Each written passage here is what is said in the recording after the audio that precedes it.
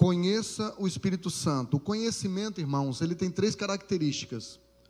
Ele precisa ser pessoal, ele precisa ser intencional e gradual. Pessoal, porque eu não tenho como transferir conhecimento. Um dia um jovem me perguntou: pastor, como é que eu faço para ter o seu conhecimento? Eu disse: você precisa ter a minha biblioteca. Você precisa ler os livros que eu leio. Sabedoria não, sabedoria você pede e Deus dá. Mas conhecimento, o conhecimento é algo que precisa ser pessoal. Segundo lugar, conhecimento precisa ser intencional. Ele nunca será acidental. Você nunca vai tropeçar na pedra do conhecimento e vai ficar ali com uma escoriação chamada conhecimento. Não, você precisa querer isso, você precisa intencionar, você precisa ter isso como prioridade na sua vida. E terceiro lugar, conhecimento também é gradual. Você pode aumentar o seu conhecimento. Conhecimento ele pode tanto aumentar quanto diminuir. Nós estamos vivendo a geração de mais acesso ao conhecimento por conta da internet. Hoje uma criança de 7 anos tem mais conhecimento do que um ancião de 70 antes da internet. Então o conhecimento ele é gradual. Sobre tudo. Sobre você, sobre as pessoas que você se relaciona, sobre Deus, sobre a Bíblia, ele é gradual. Por isso Oséias no capítulo 6, versículo 3 diz: conheçamos e prossigamos em conhecer ao Senhor. Então, há uma probabilidade de que com o tempo, nós seres humanos, na medida que a gente vai envelhecendo, a gente vai se acomodando com aquilo que já recebeu de Deus, com aquilo que já conhece de Deus. E Deus tem muito mais para nós, amém? Quem está comigo aqui?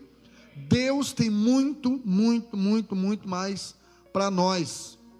Pastor, como que se adquire conhecimento sobre uma pessoa? Primeira, pela informação. E segunda, pela relação.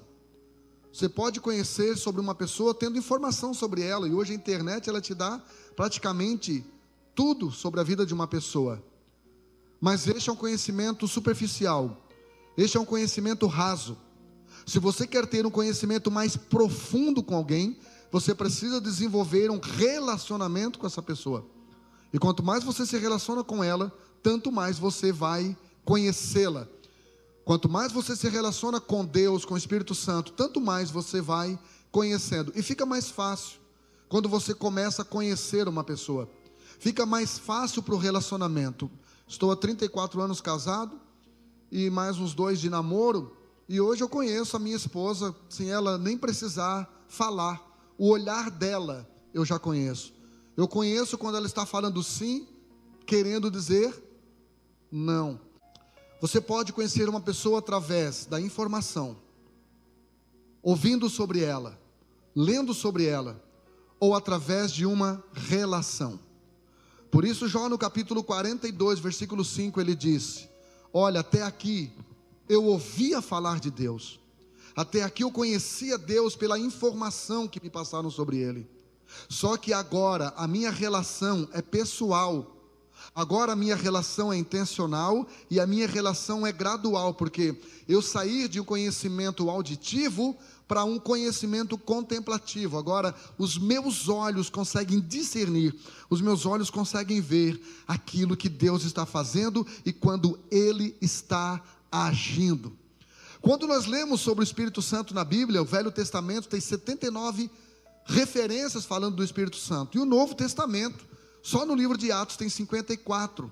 Então, se você quer conhecer o Espírito Santo, você lendo o livro de Atos, por isso ele é epigrafado por alguns teólogos de Atos do Espírito Santo, ao invés de Atos dos Apóstolos. Dito isto, quero te convidar para abrir comigo a sua Bíblia em Atos capítulo 19, versículo 1. Eu vou estar lendo do 1 até o 6, vou estar lendo cada versículo e dissertando. Então, Atos capítulo 19, versículo 1, está escrito assim: e sucedeu que enquanto Apolo estava em Corinto, Paulo, tendo passado por todas as regiões superiores, chegou a Éfeso, e achando ali alguns discípulos. Pastor, quem era Apolo? Apolo era um rabino de Alexandria. Apolo era um pregador super eloquente, cheio de Deus, mas um pouco imaturo. Apolo, a sua pregação era tão envolvente, era tão eloquente, que ele até tinha um fã-clubezinho na igreja de Corinto. Paulo, quando escreve no capítulo 4 de 1 Coríntios, diz que lá na igreja de Corinto tinha 4 grupos dentro da igreja. Tinha o grupo do Apolo, tinha o grupo do Paulo, tinha o grupo do Pedro e o grupo de Jesus. O grupo do Apolo era aquela galera que gostava de uma pregação mais efusiva, de uma pregação mais eloquente. O grupo do Paulo era aquele grupo que gostava de uma pregação mais hermenêutica, de uma pregação mais expositiva, de uma pregação mais de ensino, mais de cunho teológico. O grupo do Pedro era aquele grupo que gostava das experiências pessoais. Então Pedro foi o único, desses 3 que caminhou ao lado de Jesus. E Pedro foi o primeiro surfista da Galileia, o primeiro a andar sobre as águas juntamente com Jesus. Pedro teve experiência de ver Jesus sendo transformado, de ver Jesus curando e ressuscitando pessoas.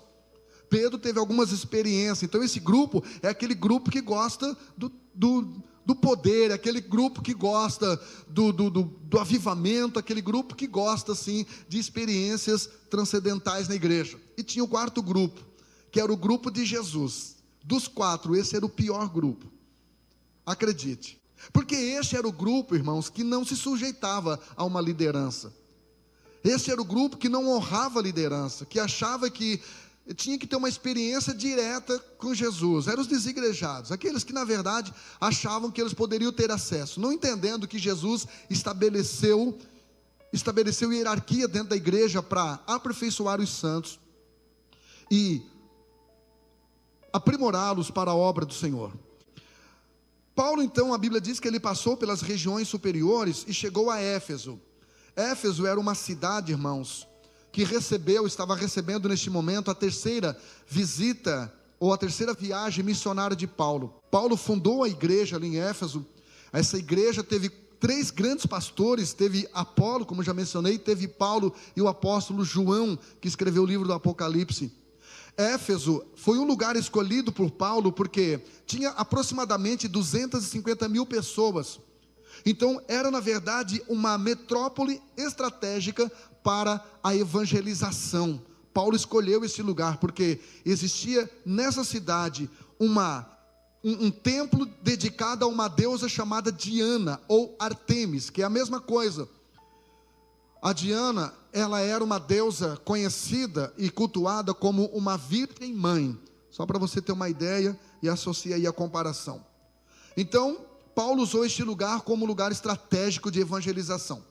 Versículo 2 diz assim: disse-lhes: recebestes vós já o Espírito Santo quando cresces?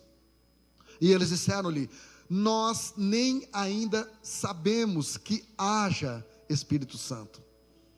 Paulo ali, ele encontra esses discípulos, o contexto mostra que eram 12 pessoas, e ele pergunta se eles haviam recebido a pessoa do Espírito Santo quando eles creram, quando eles se tornaram discípulos. E é bem verdade, irmãos, que é óbvio que eles haviam recebido. Por quê? Sem o Espírito Santo não há conversão, não há como uma pessoa se autoconvencer.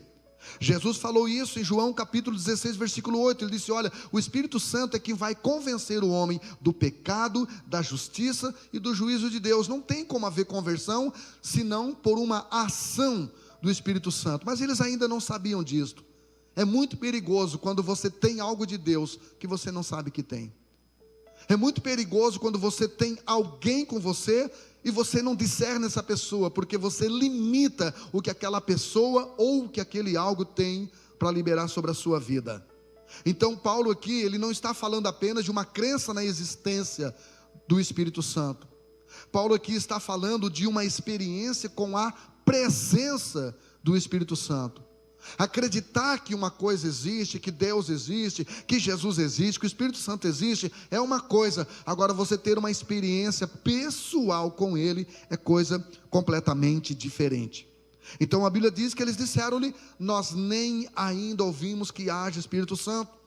Então, irmãos, eles se tornar discípulos com um conhecimento teológico parcial sobre o Espírito Santo e consequentemente sobre Jesus, Era isso que eles precisavam entender, porque não tem como conhecer Jesus sem conhecer o Espírito Santo. Aliás, não tem como você conhecer este livro, na sua essência, no seu espírito, sem o auxílio, a interpretação do Espírito Santo.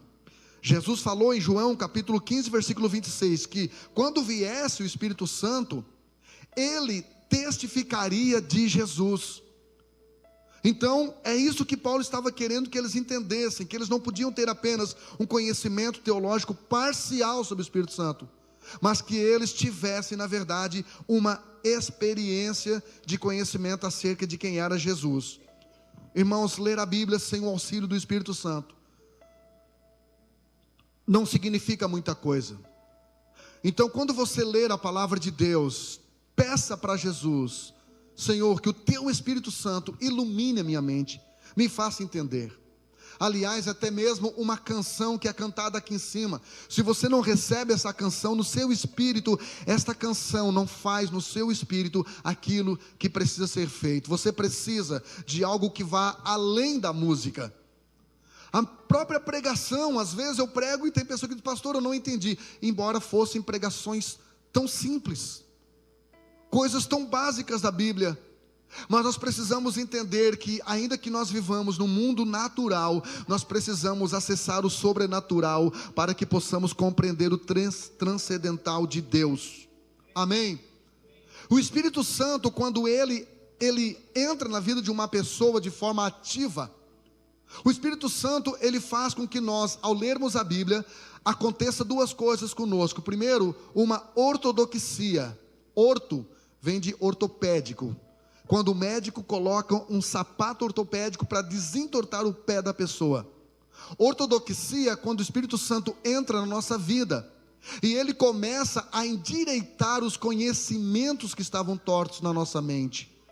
É quando a nossa axologia começa a ser substituída pela verdadeira teologia bíblica, e nós então começamos a entender. É interessante que antes de eu me converter, o Espírito Santo já estava trabalhando na minha vida, no meu coração, porque eu já interpretava algumas coisas da Bíblia que depois eu fui entender que aquela interpretação estava certa. Então, não só ortodoxia, mas quando o Espírito Santo atua na nossa mente, no nosso coração, ele também produz ortopraxia, ou seja, eu não só vou entender a palavra de maneira correta, mas eu vou também praticá-la de maneira correta, ou seja, eu vou aplicar isso na minha vida. Que nessa noite o Espírito Santo possa entrar no seu coração de maneira poderosa. Que nessa noite o Espírito Santo possa acessar o seu espírito de maneira poderosa, endireitando não só o seu conhecimento sobre Ele, mas endireitando também o teu relacionamento com Ele. Quem está me entendendo aqui, diga eu. Versículo de número 3 diz assim: perguntou-lhe então, Paulo perguntando para os discípulos: em que sois batizados então, já que vocês nem ouviram falar que haja Espírito Santo? E eles disseram: no batismo de João. Paulo agora muda a pergunta da experiência pessoal com o Espírito Santo para uma prática ritual do batismo. Paulo pergunta: já que vocês não conhecem o Espírito Santo pessoalmente, então como é que foi esse negócio do batismo de vocês? Como é que funcionou esse ritual? Eles responderam: no batismo de João. O batismo de João, na verdade, era a finalização da velha aliança. A Bíblia diz em Lucas, no capítulo 16, versículo 16, que a lei e os profetas duraram até João, e depois disso veio o reino de Deus. Então, quando João batiza, ele não batiza como nós batizamos, porque João ainda fazia parte da velha aliança. Agora, Paulo estava dizendo aqui, irmãos, que através de uma experiência pessoal com o Espírito Santo, eles deveriam acessar um outro nível agora, com o Espírito Santo. E é isso que ele fala, é isso que ele explica aqui. Versículo 4, ele diz: mas Paulo disse: certamente João batizou com o batismo do arrependimento, dizendo ao povo que cresce naquele que após ele havia de vir, isto é, em Jesus Cristo. Paulo agora está levando eles do nível do reconhecimento e arrependimento do pecador. Paulo agora está levando eles para o nível do conhecimento e relacionamento com o Salvador. Pastor, que mensagem meio difícil de entender. Vou te explicar devagar. Esses homens aqui, quando foram batizados, eles foram batizados porque eles entenderam que eram pecadores. Agora, só entender que eu sou um pecador, irmão, não vai mudar muita coisa. Não muda nada eu reconhecer meus erros, se esses erros não forem perdoados e se esses erros não forem reajustados pelo poder de Jesus Cristo. É muito fácil você hoje encontrar uma pessoa que ela assume que ela é pecadora, que ela assume que ela tem erro, que ela assume que tem defeito, até virou meio que modinha. Mas só que esse é o primeiro passo, esse é o primeiro degrau, mas nós não podemos ficar nesse degrau, nós precisamos ir para o outro degrau, que é não só o reconhecimento de que somos pecadores e simplesmente nos arrepender, nós precisamos entender que Deus quer nos levar para o próximo nível, que é não só o conhecimento, mas o relacionamento com o Salvador. Amém? Quantos aqui reconhecem que são pecadores juntamente comigo? Quantos reconhecem? Somos pecadores, por isso que somos salvos pela graça, não é mérito nosso, não é direito nosso. Nós somos pecadores por natureza. Por quê? Porque a nossa natureza humana, ela é caída. A nossa natureza humana, ela foi confundida por uma oferta que fizeram lá no Éden, a Eva e Adão. Agora, querido, não basta eu reconhecer apenas que eu sou pecador. Eu sou um pecador caído, mas eu também sou um salvo redimido.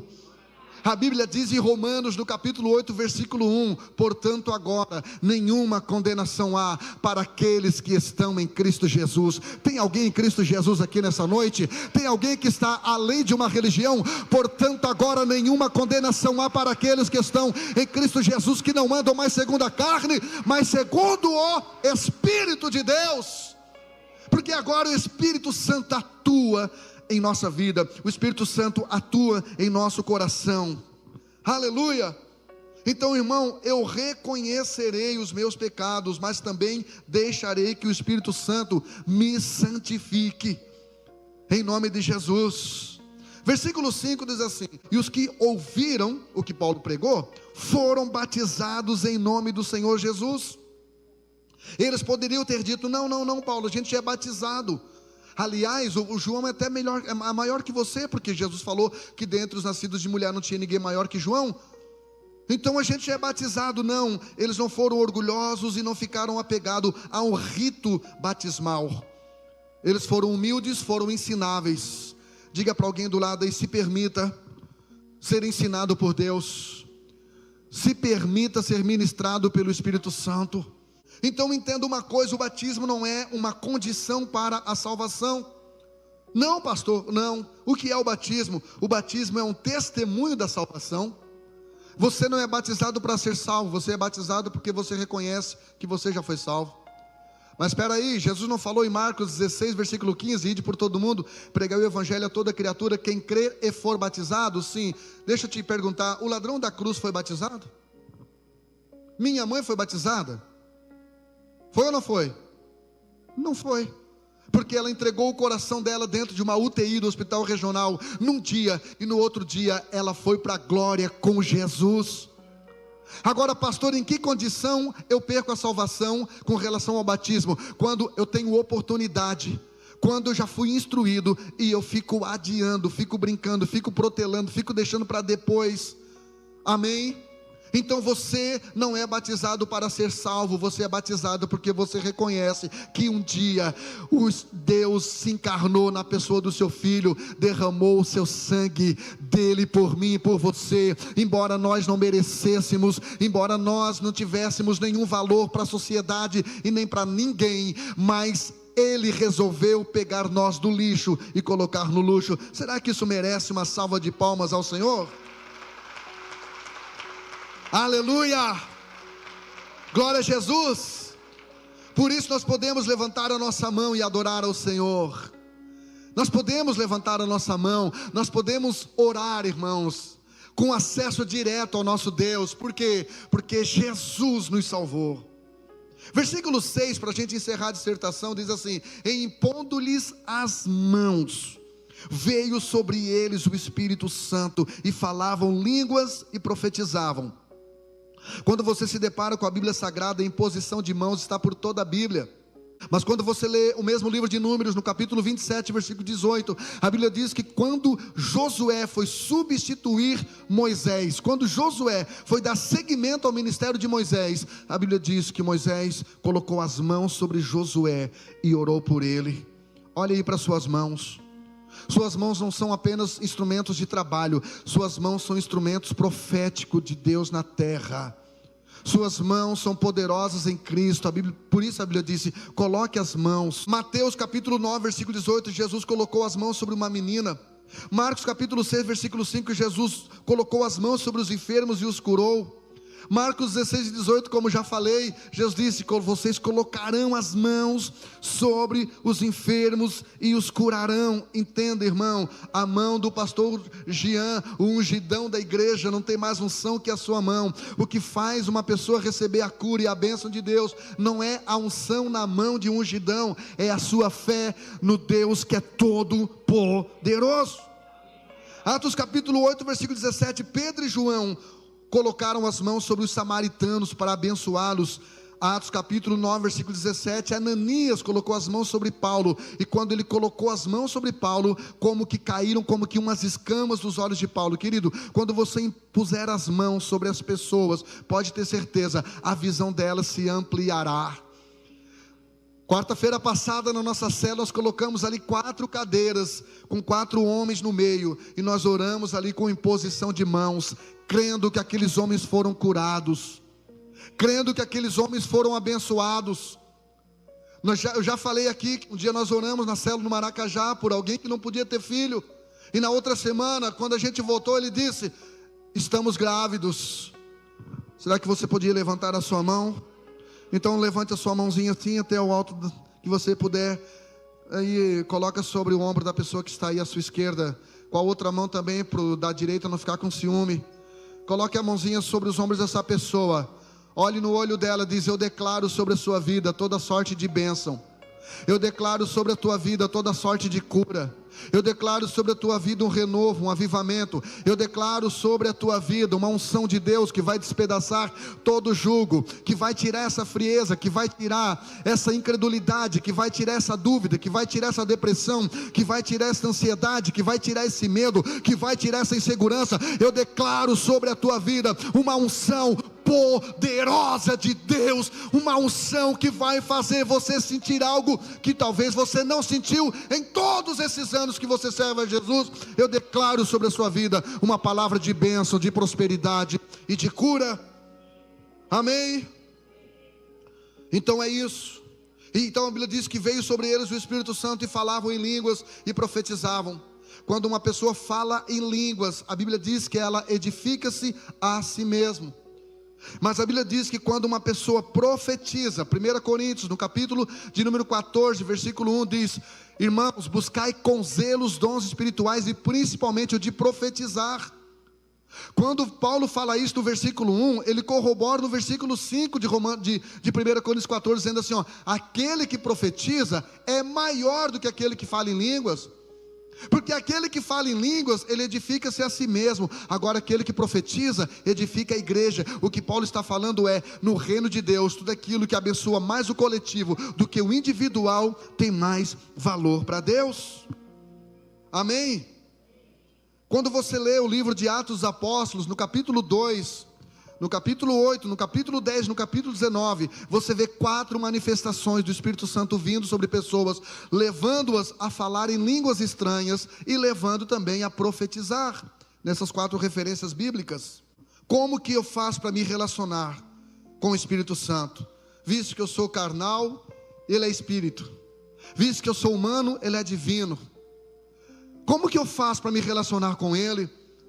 Se o senhor soubesse dos meus erros, dos meus defeitos, dos meus pecados, com certeza você nem estaria pregando sobre isso, porque o Espírito Santo, ele não vai querer se relacionar comigo. Vai por mim, irmão, ele vai querer. Ele vai querer. Quando Adão pecou, Deus veio para o encontro, irmão. É o nosso orgulhinho que faz a gente se esconder e querer uma autolibertação para depois ser ousado com Deus. É o nosso orgulhinho, a nossa vaidadezinha. Para ele, quanto mais sujo você tiver, melhor vai ser. Sabe por quê? Eu não estou dizendo para quem está limpo se sujar. Eu estou dizendo para quem está sujo. Já está sujo. Quanto mais sujo você estiver, melhor para ele. Sabe por quê? Porque onde abunda o pecado, superabunda a graça. E a Bíblia diz que aquele que mais for perdoado, mais vai amar. Então, irmão, o maior milagre que Deus vai fazer na sua vida, querido, eu fico feliz em saber que Deus me escolheu para ser pastor. Por quê? Porque eu era o improvável. Eu sei das coisas que eu já fiz. Eu sei o que eu fiz no verão passado, e Ele não tem amnésia, Ele também sabe, mas é por sua graça, bondade e misericórdia. Pastor, como é que eu me relaciono com o Espírito Santo? Em primeiro lugar, irmão, trate Ele como uma pessoa. O Espírito Santo não é uma força ativa impessoal, como dizem os falsos testemunhos de Jeová. O Espírito Santo não é um óleozinho quente. O Espírito Santo não é uma brasinha de fogo, irmão. Não é um gravetinho pegando fogo lá na sua oração do monte. O Espírito Santo não é uma pombinha. Eu coloquei uma pombinha de fogo ali, né? O Espírito Santo, ele é sim símbolo. A pomba é sim símbolo do Espírito Santo. O óleo é sim símbolo do Espírito Santo. O fogo é sim símbolo. É símbolo. Mas o Espírito Santo é uma pessoa. Ele tem sentimento. Ele quer se relacionar com você. Ele quer que você converse com Ele. Então, irmão, você precisa tratar o Espírito Santo como uma pessoa. O Espírito Santo, ele fala. Ele tem sentimento. Ele se entristece.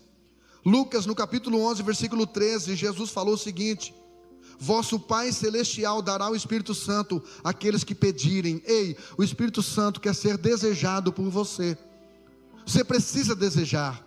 Quando você vir num culto que você não sentir a presença dEle, quando você vir no culto que você não sentiu que Ele falou com você através do louvor, através da pregação, ei, acione o botão de alerta. Eu não estou dizendo que você vai ter que avaliar o culto pelos teus sintomas, pelos teus sentimentos, mas eu estou dizendo que uma pessoa que se acostuma, uma igreja que se acostuma, sem sentir a presença de Deus, ela vai, irmão, ficando um cabeção só, ela vai ficando gelada, vai ficando sem sentimento, vai ficando uma relação banal com Ele.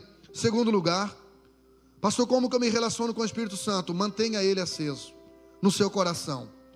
1 Tessalonicenses 5,19 diz: não extingais, ou seja, não apagueis o Espírito Santo. O que Paulo aqui está dizendo para a igreja de Tessalônica, ou para os crentes de Tessalônica, é que o Espírito Santo, nenhuma pessoa gosta de ser neutralizada. Nenhuma pessoa gosta de ser anulada, de ser ignorada, de ser invalidada. Querido, mantenha a tua comunhão com o Espírito Santo acesa, essa chama acesa dentro do seu coração. Pastor, como é que eu faço isso? Alimentando o seu espírito. Se alimente da palavra. Se alimente da palavra, que você vai ver como a tua experiência com o Espírito Santo será sempre acesa, será sempre quente. É, pastor, a palavra? Sim, por que a palavra? Jeremias 23:29 diz que a palavra de Deus é fogo. Quanto mais você se alimenta, quanto mais você lê a Bíblia, quanto mais você se aproxima de Jesus, de Deus, mais aceso você fica. Terceiro lugar, mantenha o Espírito Santo feliz. Ele tem sentimento. Mantenha o Espírito Santo feliz. Sabe por quê? Toda pessoa que ela percebe que sempre que ela está próxima de alguém, essa pessoa a faz infeliz, com o tempo ela começa a se afastar. E Deus não é diferente. Você não é diferente. Se cada vez que você se aproximar de mim, do pastor Jean, eu começar a ofender você, começar a tirar onda com você, botar defeito em você, só falar mal de você, fazer brincadeira sem graça com você, sabe o que vai acontecer? Você vai se afastar automaticamente. Cachorros fazem isto. Eu falei aqui já que nós tínhamos, quando eu morava, onde eu morava, antes de morar onde eu moro, quando eu abri a porta da minha casa onde eu morava, a Amora, ela sempre ia para uma casa, porque sabe que pobre gosta de morar em comunidade, né, irmão? Então na minha casa era uma micro favela, assim, meu terreno, tinha minha casa mais umas 3, mesmo pátio. E aí a cachorrinha, ela sempre ia para a mesma casa. tinha uma outra casa no mesmo pátio, que a minha cachorra nunca ia. E um dia eu vi a pessoa que morava nessa casa, que a Amora nunca ia, estourando bombinha, brigando com ela. Irmão, se cachorro, ele escolhe pessoas que lhe fazem feliz, imagina Deus, imagina o Espírito Santo. É tão bom quando você se relaciona com uma pessoa que ela se preocupa e que ela te conhece. Basta, você não precisa falar nada. Ela diz: o que você tem hoje? Você percebe que a pessoa percebeu que você nem estava percebendo a sua tristeza. O Espírito Santo não é diferente. Querido, não se trata de filhos prediletos. Se trata de filhos que dão uma atenção maior para Deus. Pode ter certeza que toda pessoa que você vê, que parece que Deus assim dá uma mimadinha um pouquinho, pode ter certeza que esta pessoa, ela trata Deus diferente. Ela se relaciona com Deus diferente. Ela renuncia até o que não é pecado. Por isso que a minha relação com a minha esposa é saudável. Não é perfeita, mas é saudável. Porque eu procuro evitar tudo aquilo que possa entristecer o coração dela. Há uns dias atrás eu fiz uma promessa para ela: linda, se tu morrer amanhã, eu não caso mais. Ela disse: eu gostaria que tu casasse. Eu sei que é mentira. Eu gostaria que tu casasse. Imagina, você vai ficar um velhinho doido dentro de casa, parecendo um zumbi. Eu digo: eu contrato funcionária, mas você vai ser a última mulher que eu vou tocar, a última mulher que vai morar no meu coração. O nome dela é Márcia Gonçalves Vieira da Silva dos Santos Garcia Alves da Cruz da Luz Gomes. Você vai ser a última mulher que essas mãos vão tocar de maneira amorosa. Fiz essa promessa para ela. Estou falando aqui, está gravado aqui, irmão. Eu disse para ela: não vai ter plano B. Não vai ter plano B. A música Sei You, Sei Me vai ficar na minha cabeça pro resto da vida. Aquele dia que tu me beijou lá no UCA vai ficar na minha cabeça pro resto da vida. Aquele dia que eu estava no campinho jogando bola, que o meu irmão foi lá e disse: tem uma jovem bonita lá te esperando. E eu fui lá, eu fiquei: qual delas? Não, estou brincando. E eu fui lá e era ela. Quando ela sorriu com aquelas covinhas, irmão, eu sei o que eu estou falando aqui. Você não está ouvindo isso da boca de um moleque. Eu sei que quando você deixa alguém feliz, automaticamente essa pessoa também vai deixar você feliz. Então, ei, deixe o Espírito Santo feliz com você nessa noite. Renuncie até o que não é pecado e faça valer a pena Ele ter descido a essa terra e trabalhar no seu coração para levar você para o céu. Aplauda o nome do Senhor. Aleluia. Quarto lugar, trata o Espírito Santo como algo indispensável. Quem aqui já ficou alguns dias sem comer comida? Alguns dias. Eu já fiquei 7 dias em jejum, sem comer nada de comida.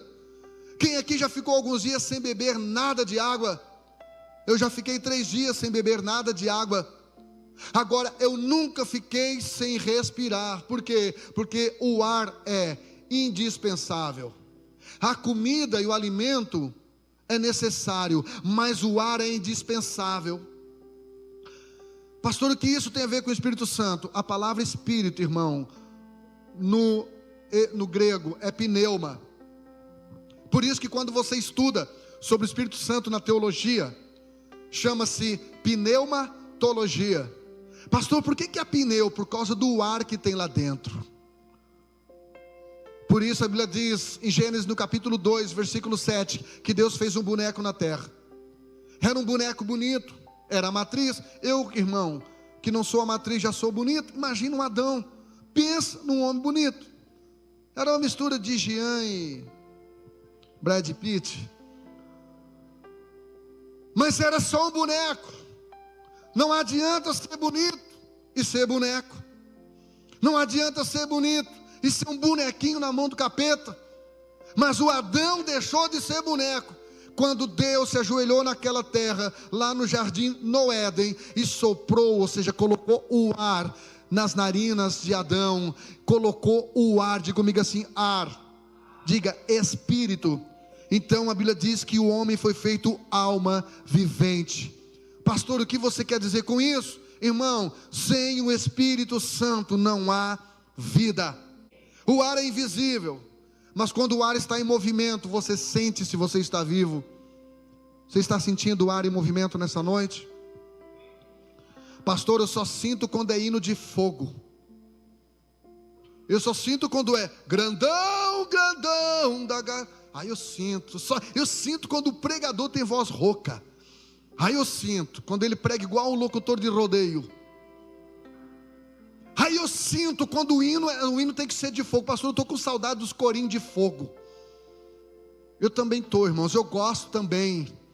Mas se o Espírito Santo esperar, irmão, se o Espírito Santo se manifestar, irmão, limitado a um ritmo musical, pode ter certeza, esse avivamento tem prazo de validade.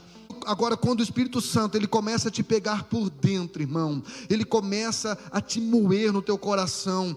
Lá na conferência em BH, saiu para um lado chorando, o Jacques para o outro, Jailson para o outro, o Fernando para o outro, chorando. Por quê? Porque há um mover do Espírito Santo de dentro para fora, e isso nos torna vivos. Está comprovado cientificamente que 70% da alimentação do dia de um ser humano, por mais que ele coma, tem gente que é 30% da Coca-Cola, né, irmão? Mas assim, o normal é 70% ar. Diga para alguém do lado: se alimente do Espírito. Se alimente das coisas do Espírito. Assista TV, tenha celular, olha o TikTok, engraçado, pessoas se ferrando, pessoas caindo, é tão engraçado, né? Tá tudo certo, irmão, assista o seu dorama, mas entenda, você precisa se alimentar das coisas do céu, você precisa se alimentar das coisas do Espírito. O ar é responsável pela comunicação. Você só está ouvindo o som da minha voz aí, porque as moléculas do ar estão levando o som da minha voz até os seus ouvidos. Não há comunicação onde não há ar. Não há comunicação entre eu e Deus quando o Espírito não está agindo. Pastor, o que te faz vir para a casa de oração? O Espírito, irmão. Se dependesse da minha carne, eu não viria. É o Espírito que leva a eu querer me comunicar com o Senhor. E deixa eu te falar, na maioria das vezes, ele ainda é chatinho. Ele faz uma, como dizia antigamente, ele faz uma caída. Ele dá a impressão que nem está ouvindo. Ele está ouvindo. Diga para alguém do lado: ele está te ouvindo, irmão. Continua falando. Romanos capítulo 8, versículo 26 e 27 diz: e o Espírito ajuda as nossas fraquezas. Ei, você não veio para esse culto porque você é mais crente do que aqueles que ficam lá torcendo para o Yamal moer a Argentina. Não, você não é mais crente. Você veio porque o Espírito Santo convenceu você. Você veio porque o Espírito Santo trouxe você. Aleluia. Sabe por quê? O Espírito Santo, ele nos ajuda nas nossas fraquezas. Ei, Deus não tem problema com a sua fraqueza, Deus tem problema com a sua frieza. A sua fraqueza, meu irmão, faz com que você dependa de Deus. A sua fraqueza faz com que você ore, e muitas vezes você ora errado. Você ora e fica bravo porque Deus não respondeu aquela oração que depois você vai agradecer por Ele não ter respondido. Porque você orou por uma carência, você orou por uma emoção, e o Espírito Santo traduziu tua oração lá para o Pai, e Ele fez com que você ficasse livre daquilo que você estivesse pedindo. Irmãos, quando Deus fala conosco, isso é possível você ouvir através do ar. João 16:13 diz: quando vier aquele Espírito da verdade, Ele dirá tudo o que tem ouvido. Então, irmão, quando você estiver no culto aqui, não venha no natural, não fique no natural, não pense que você vai entender essa mensagem no seu espírito só através da sua capacidade intelectual. Deus tem que falar com você algo além das palavras que saem desse microfone. A mesma coisa quando você lê a Bíblia. Deus tem que falar com você além da letra dessa escritura. Em nome de Jesus. Então, só para você entender, o jejum te dá sensibilidade para você entender a linguagem do Espírito Santo. Você tem ouvido o Espírito Santo falar acerca do seu chamado? Porque a Bíblia diz em Atos do capítulo 13, que tendo a igreja orado e servido ao Senhor, disse o Espírito Santo: apartai-me a Barnabé e a Saulo para a obra que eu os tenho chamado. Tem pessoas que elas param facinho, elas entregam facinho aquilo que fazem para o Senhor. Sabe por quê? Porque elas não perguntam antes para o Espírito Santo. Pergunte antes para o Espírito Santo: o que Ele quer com você? Para que Ele te chamou? Por que Ele te chamou? Pergunte para Ele. Antes de você desistir de alguém, antes de você desistir de fazer alguma coisa, pergunte para o Espírito Santo. E com certeza Ele vai sinalizar o seu coração. Teve muitas vezes que eu já pensei em parar inúmeras coisas, mas graças a Deus, Deus me deu esta sabedoria de orar ao Senhor e perguntar para Ele: Senhor, o que Tu queres que eu te faça? Foi a pergunta de Paulo em Atos capítulo 9. Mas tem gente que prefere Marcos capítulo 10, quando Jesus pergunta para o Bartimeu: Bartimeuzinho, meu lindo, meu cheirosinho, crentinho, mimadinho, o que você quer que eu te faça? Quando Jesus pergunta isso para Bartimeu, Jesus ainda não havia morrido, ele ainda não havia derramado o sangue dele naquela cruz. Agora, quando Paulo pergunta para ele, em Atos capítulo 9, Jesus então já havia derramado o melhor dele naquela cruz, Jesus já havia entregado a vida dele na cruz, e agora a pergunta mudou, não é mais Jesus perguntando para nós: o que tu queres que eu te faça, meu mimadinho? É nós perguntando para Jesus: Senhor, o que o Senhor quer que a gente faça? Reclina sua cabeça aí, por favor. Fecha seus olhos. Pergunta para o Espírito Santo: o que tu queres que eu te faça, Senhor? O que tu queres que eu te faça, Jesus? Tu me chamou para quê? Tu me salvou para quê? Tu me encheu da tua presença para quê? Tu me deu dons e talentos para quê? Tu me deu a tua palavra para quê? Para que tu me deu aquela casa? Para que tu me deu aquele carro? Pergunta aí para o Espírito Santo. Por que Deus te deu sabedoria? Por que Deus te deu expertise? Pergunta aí. Gente, o ar é responsável pelo barulho. Você só está ouvindo o som da minha voz, você só ouve barulho por causa do ar.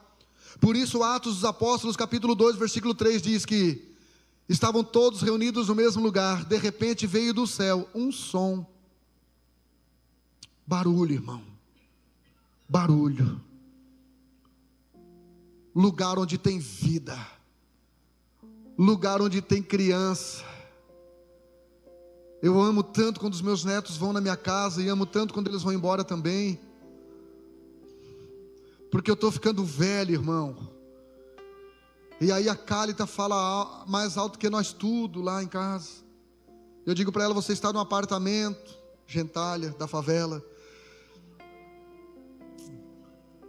Mas quando passa 2 dias sem barulho de criança lá, eu já começo a mandar mensagem: daí, filho ingrato, vai trazer o meu neto ou não vai? Porque barulho, irmão, é lugar, barulho é evidência de um lugar que não está tão organizado. Barulho é evidência de um lugar que não está tão controlado as coisas, mas tem criança, tem pessoas vivas. A Bíblia diz no Salmo 115, versículo 17: olha, os mortos não louvam ao Senhor. A palavra louvor é halal no hebraico, não é haland. É halal no hebraico, que quer dizer fazer barulho. Ai pastor, mas é que agora eu sou um crente assim meio... Irmão, eu sei como é que você era lá no boteco, na rodinha de pagode.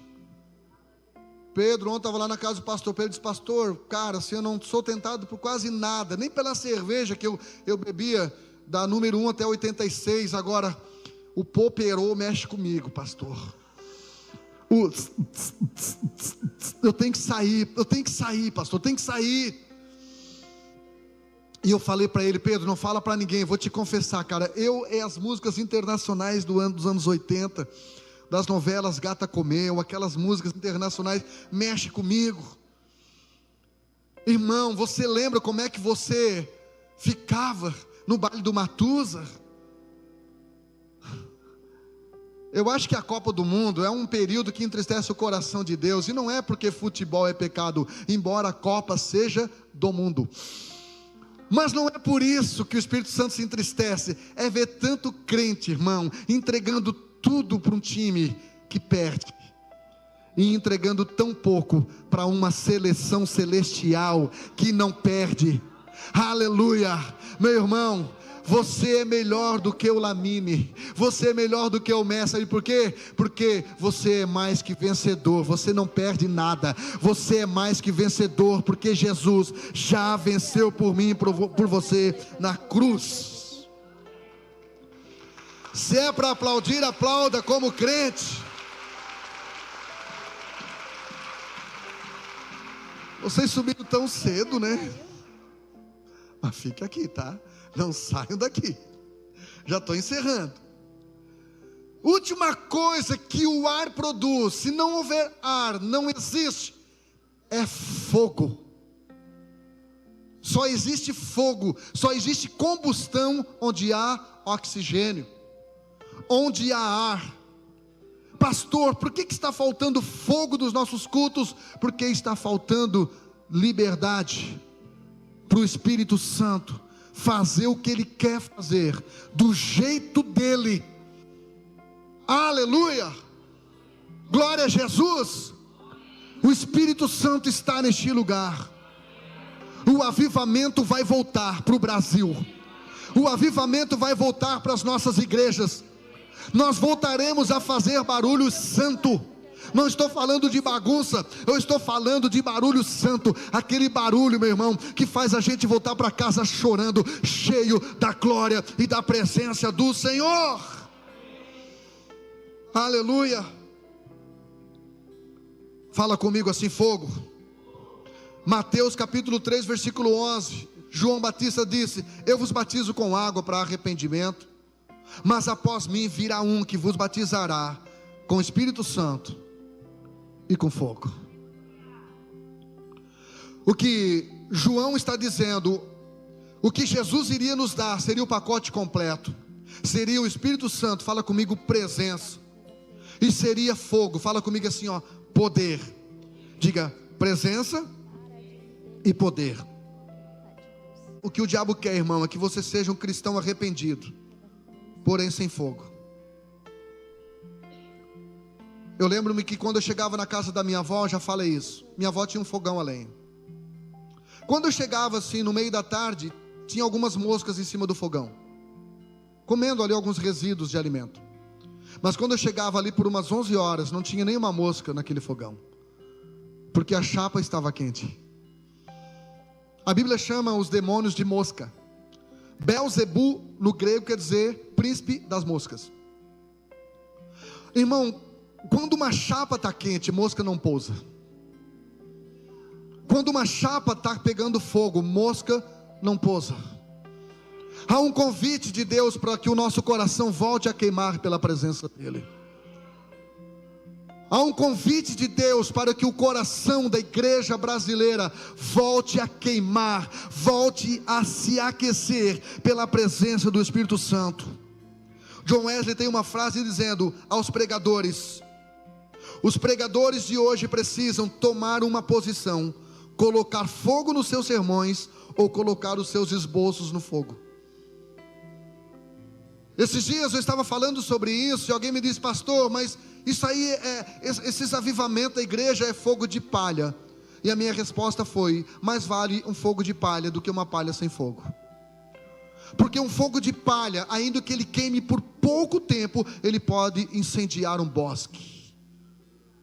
Então Deus está convidando você, volte a queimar pela presença dEle, volte a se alimentar das coisas do Espírito, volte a se comunicar com Deus.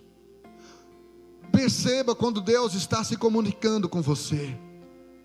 Que bom, irmão, que eu sou pregador numa igreja onde eu tenho liberdade para ser um canal transmissor da intenção do céu nesta igreja, onde eu posso pregar aquilo que Deus quer que eu pregue, porque eu tenho crentes maduros que sabem ouvir e recebem a palavra no seu espírito.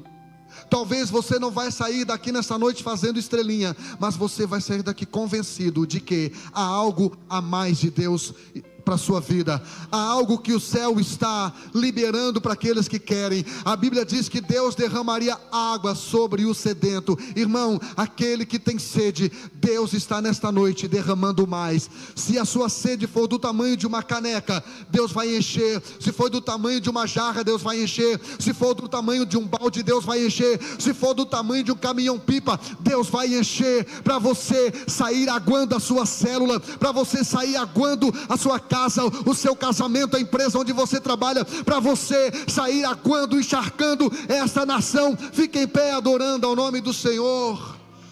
Aplauda o nome do Senhor, aplauda o nome do Senhor. Aleluia.